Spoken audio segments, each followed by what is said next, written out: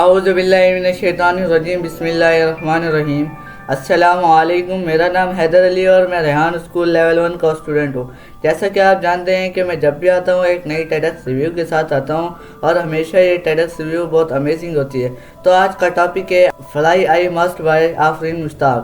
آفرین Mushtaq TEDx talk میں کہتی ہیں کہ جب میں 7 سال کی طالب علم تھی تو میرا خواب تھا کہ میں فائٹر پائلٹ بنوں، لیکن میری دادی نے منع کیا کہ تم فائٹر پائلٹ نہیں بنو گی، لڑکیاں ایسا کام نہیں کرتی۔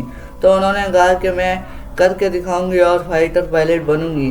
اگلے 10 سال تک یہی بات ہوتی رہی اور ان کا اختتام اسی پر ہوتا کہ آفرین فائٹر پائلٹ نہیں بنے گی۔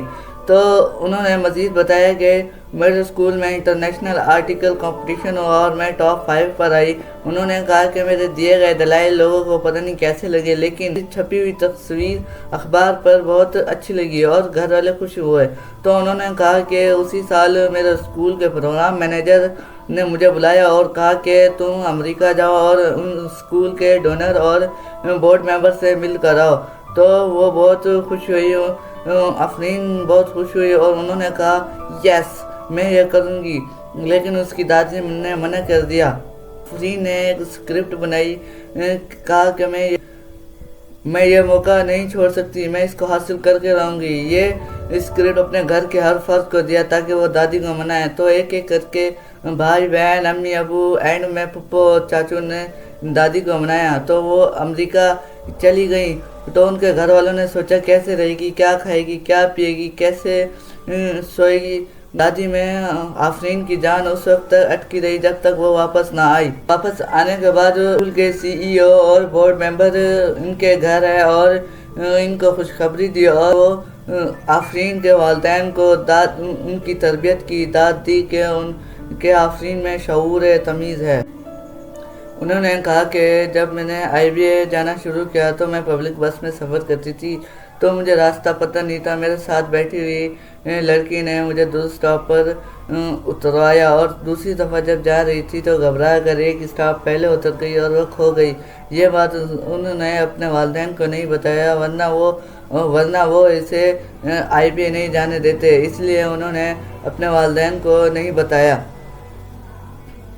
انہوں نے مزید بتایا کہ جب میں IBA کے ایڈمیشن لینے کے بعد ڈاکومنٹ سبمٹ کرانے کے لیے گئی تو میرے ساتھ کوئی نہیں تھا، میرے آگے پیچھے اسٹوڈنٹ تھے اور ان کے والدین تھے۔ جب وہ ونڈو پر پہنچی تو ان سے پوچھے کہ آپ کا نام کیا ہے؟ انہوں نے کہا کہ میرا نام آفرین ہے۔ پھر انہوں نے پوچھا کہ تمہارے ساتھ کون ہے؟ تو یہ چپ ہو گئی۔ پھر دوبارہ کویشچن ریپیٹ کیا تو پھر انہوں نے کہا کہ میرے ساتھ کوئی نہیں ہے۔ یہ جملہ اسے گھر جاتے تک پریشان کیا کہ میرے ساتھ کوئی کیوں نہیں ہے، میرے والد ہوتے تو وہ بھی میرے ساتھ ہوتے، یہ شہر بھی تو میرے لیے انسیف ہے۔ اور یہ صرف اپنے آپ سے ہی کہہ سکتی تھی، گھر والوں سے نہ کہہ سکتی تھی۔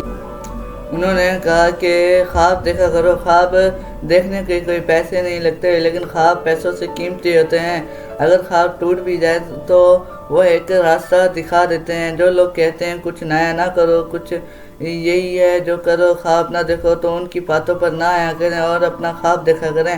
اگر خواب دیکھیں گے تو اپنے مقصد کی طرف پہنچیں گے، جو خواب نہیں دیکھتے وہ اپنے مقصد کی طرف نہیں پہنچتے، وہ وہیں کے وہیں رہ جاتے ہیں۔ تو یہ تھا ہمارا چھوٹا سا ٹیڈکس ریویو۔ تو اس سے ہمیں یہ سبق ملا کہ ہمیں خواب دیکھنا چاہیے، خواب پیسوں سے قیمتی نہیں ہوتے۔ اگر ہم خواب دیکھیں گے تو پھر اپنے مقصد کی طرف پہنچ سکیں گے۔